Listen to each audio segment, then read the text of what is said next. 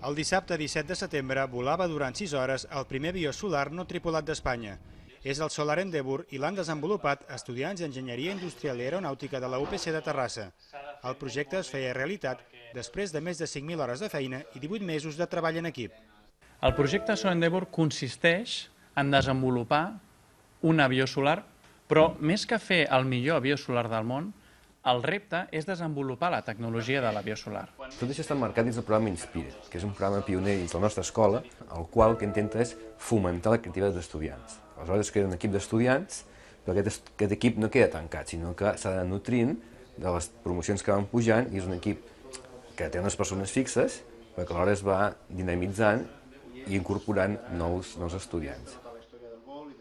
A l'avió hem desenvolupat dues tecnologies noves, que són el sistema de gestió d'energia i també l'encapsulament de les cèl·lules solars sobre les ales.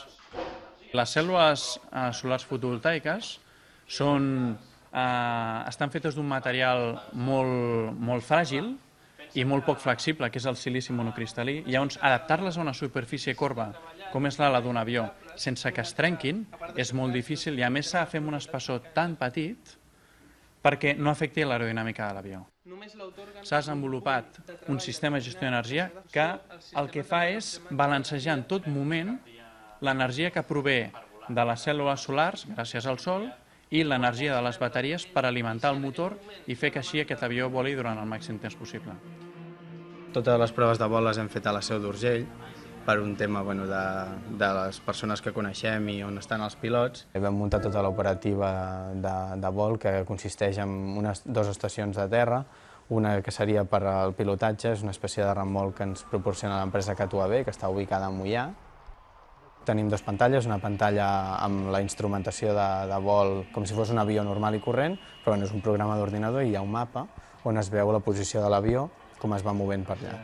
I llavors a l'altra pantalla tenim les imatges de la càmera que l'avió porta just sota la panxa. Aquest avió vola més o menys a uns 70 km/h.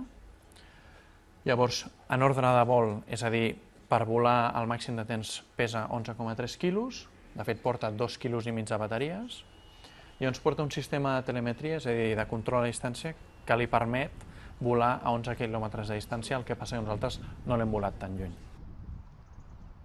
Ara mateix, la vigilància i la prevenció d'incendis forestals es fa d'una manera bastant arcaica. Si poguéssim gastar els diners no amb helicòpters i amb avions que costen molt tripulats, amb avions no tripulats solars que poden estar dies vigilant, sortiria molt més barat, i a més n'hi podria haver molts més que treballessin en xarxa i ho vigilessin molt millor. Ara hem desenvolupat un prototip que funciona, que ha demostrat unes altres prestacions, però encara és millorable. Encara podem millorar el pes, podem treballar amb l'algoritme de gestió d'energia, podem treballar amb l'ús d'altres motors més eficients. La implementació està demostrada que funciona.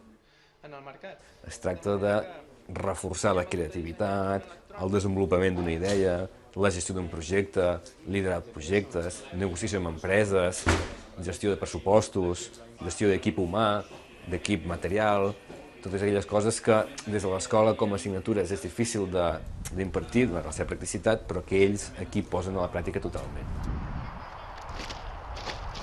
Hem treballat dur i això ha sortit per voluntat, perquè estem ben formats a l'escola, és a dir, som bons enginyers perquè ens han ensenyat a ser bons enginyers, i a part perquè hem tingut molt de recolzament de la universitat i també de les empreses.